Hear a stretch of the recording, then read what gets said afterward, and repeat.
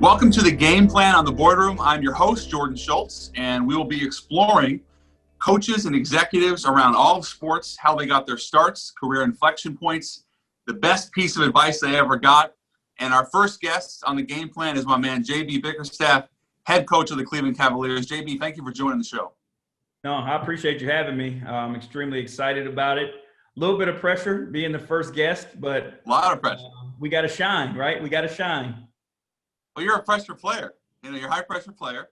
I would love to just ask you point blank how the COVID experience for you as a young head coach in this league with a very young roster, how has it been? How has it impacted the way you operate day to day?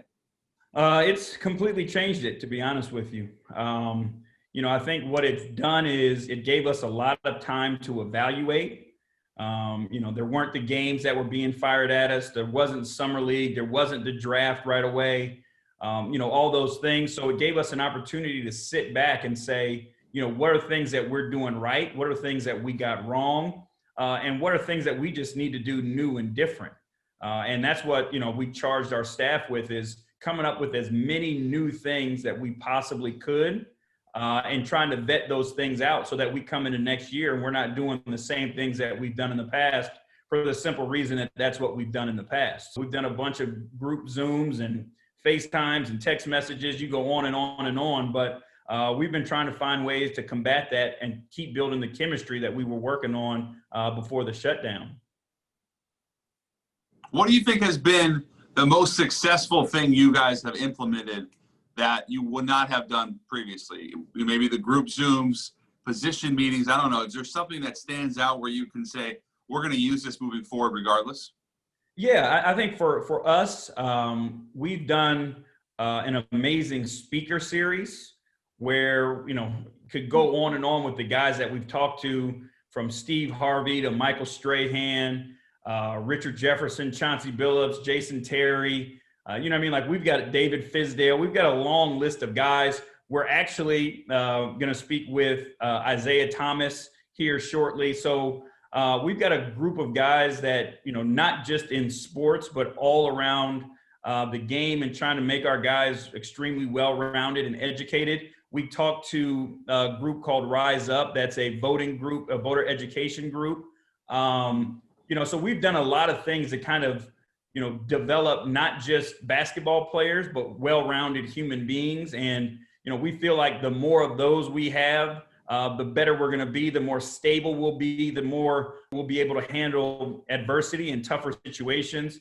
It's great to hear they've been receptive, and that actually is really congruent with something that we've discussed at length, and I know you have in the past as well, which is you've said, JB, that your dad, Bernie, a longtime coach, that he looked at his players not necessarily as chess pieces or pawns or a piece to a puzzle, but he really looked at them as human beings. So with that in mind, how has that impacted you and the relationships you've had and continue to have and will endure with your guys? It's the most important thing to me. It's, from every person in our building, we treat them the same way, right? With that same amount of respect, whether you're the 15th guy, whether you're the security guard, whether you're, the equipment guy, whatever it may be, treating people with respect and dignity is first and foremost.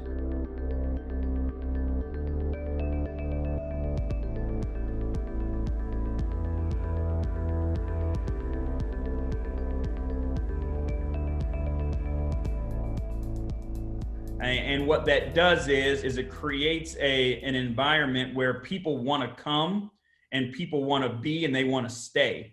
So whether it's the middle of February and it's snowing and it's 25 degrees outside, when people come to the building, there's a light in the building and an energy that we're trying to fuel. Whether it's a free agent who wants to come to that type of environment, whether it's a guy you traded and he's got 1 year left on his deal, you've traded for, he wants to stay. So those are the things that we're trying to do. And so it's not just player specific, but, actually treating everyone as human beings in their value. And I think that's how people want to be treated.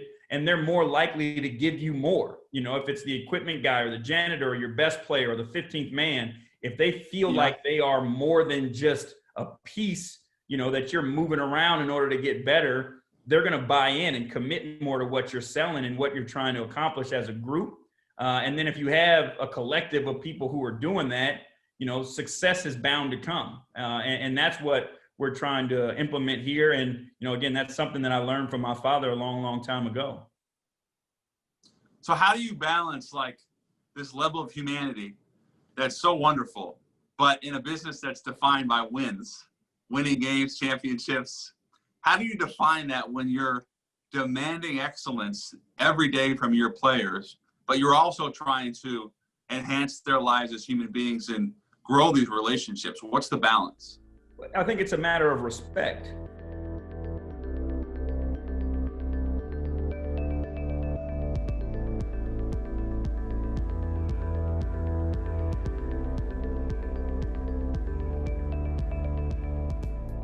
We build those relationships, and now I can tell you very difficult things honestly, because you know exactly where I'm coming from. There's no mind games, there's no manipulation, there's no second guessing. I can flat out tell you, you know what, tonight you stunk, or you're not doing your job on this pick and roll coverage or whatever it may be. And because we have a relationship, you can accept that. And your guard isn't up, that wall isn't up in front of you, and you can accept it, embrace it. And so I think that helps. I say this over and over again, like they smell BS quicker than anybody.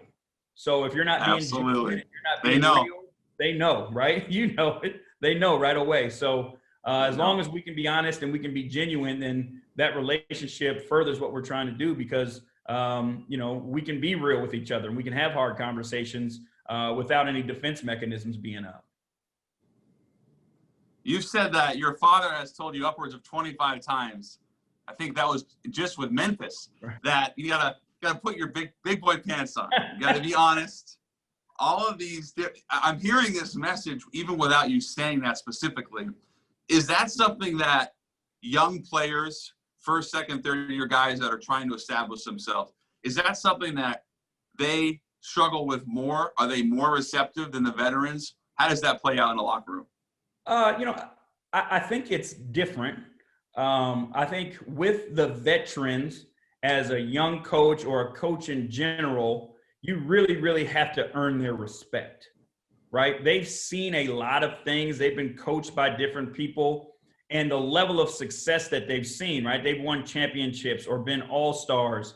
How can you help them? Like, you have to show them that, and you have to earn that. That doesn't happen overnight. That comes through, one, taking time to build those relationships, but then you got to go through some, down by 10 with 5 minutes to go in the fourth quarter on the road, and how do you handle yourself? And you earn that from the players. Younger guys come in with more of a, that college coach mentality, where the college coach can, really hold the hammer down, and, they kind of work their way to distrust, but they tend to trust early. So you can lose their trust quickly. But I think on the opposite end of that, with the vets, you have to earn their trust. And again, working that balance is difficult, because, how you handle Kevin Love and how you handle Darius Garland, two completely different players, experience-wise, games played, championships won, young talent, all those things are different, but you've got to be able to manage that and get the most out of both of them. Well, speaking of youth, you've been drawing out plays since you're 6 years old. So this is a two-part question. This is the cardinal sin in all journalism, but I have to do it. One is, what was your favorite play to draw up as a kid? And two, do you still enjoy the X's and O's as much as you did when you're 6 years old? The sad part is I remember my first play, and it's extremely simple, and all it was a give and go. I love it. Yeah, it was a simple two-man game and a give and go. I still do find joy in it. What I find joy in now is trying to take different things that I've seen and blend them into things that we already do. So if there's certain actions that another team may run that I really, really like figuring out now, how can we get there through something that we already run that's a part of our package? And it's, getting the ball to the right people in places where they can be successful. Right. You know what I mean? Right. So I think that's where we find our success. The shot's not always going to go, you know what I mean? Like, we know the odds and the percentages, but getting the ball to the right person in the right spot, with the opportunity to be successful is what it's all about.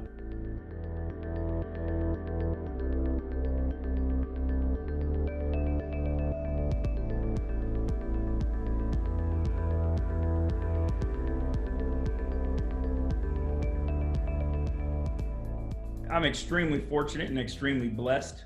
I can't say it any other way. Like some kids went to after school programs or, had babysitters. Like, we literally went to the gym with my dad. Went to practice, went to the arena.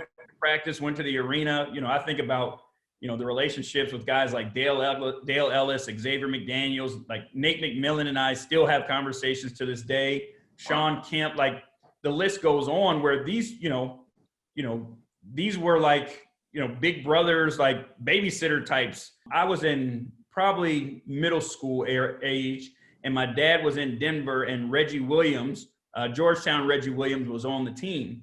And he had a son, Reggie Jr., and I'll never forget, he was probably 5 or 6 at the time, but he met another kid in the hallway, and he was talking to this kid, and the first thing out of his mouth was, "My daddy comes on channel 25. What channel does your daddy come on?" And like, that was perspective, for us growing up as NBA kids. Like, we just assumed that's what it was. What about, like, for you, as you approached your career, you ended your time in Minnesota as a player, you started to break into the business as a coach, scout, everything you need to do. Was there a point in your career, especially early on, where you thought, I don't want to even say lost confidence, but you wondered if it would ever happen for you, the head coaching job, or maybe it came later on where you felt like you had a great opportunity to get a job and it didn't come? Yeah. I mean, getting in, I was 24 when I started coaching, and it was always an assumption that things would work out, right? Like, I think you try to have that type of view. And you were positive yeah, thinking. Right. And you think of, at 24, you have a long career, and, at some point in time, the odds got to play in your favor.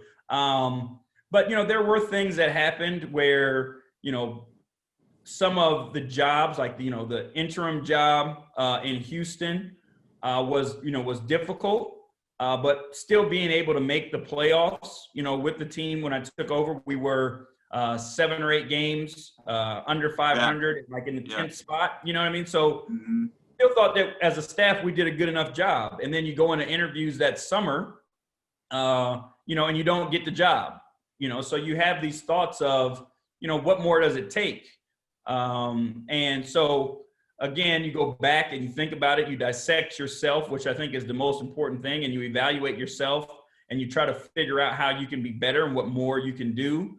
And then you go find the next job. You know what I mean? I went into Memphis with Fizz as his assistant and gave my all there and laid it all out there, and interim again, take over, and then you get fired, and it's like, is this the right thing? Right. And then, again, things seem to work out. If you put the time in and the effort into it, things seem to work out. I couldn't be happier about where I am now. And I feel like we have a great opportunity to build something special with a great organization and, a great partner in Kobe Altman. So I'm extremely excited about it. I've asked some of your ex-players who I'm sure you're still close with about you leading into this interview. And one of the words that I got a few times, more than once, consistently brought up without me necessarily prompting it was, authenticity and real, that and I hear that now talking to you. Is that your favorite part of coaching? Obviously you want to win games, but in terms of developing these real relationships that are genuine on both sides, is that the best part of your job?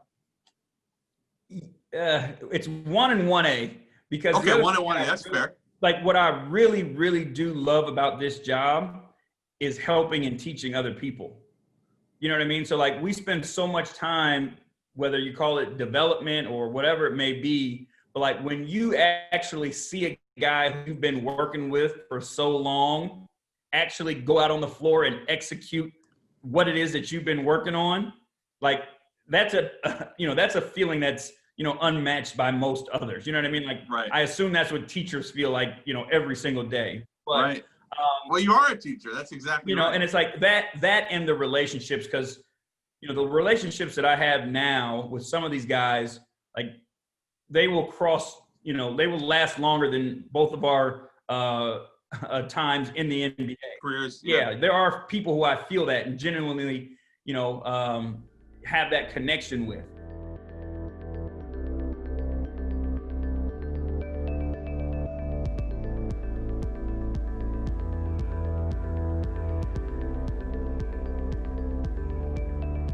What role does self-doubt, allowing you to be curious, all of these emotions, what role does it play for you? How can you grow from it, and even to a degree failure? How can you grow from it as a head coach, and maybe more importantly as a person? Well, I think that's the most important thing of all of this stuff is to be able to be honest. And that's not just with everybody else. Like, how can I tell you the truth, but then look in the mirror? Without myself, yeah. Right, and not be able to tell myself the truth.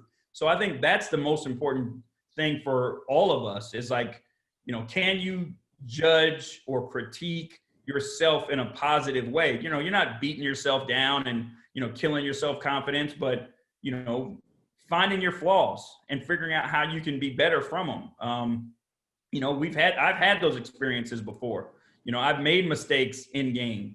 As assistant coach, you think you have all the answers. Like, of course, until you get in the big boy chair. Right. I've given my head coach a suggestion, and it was awful.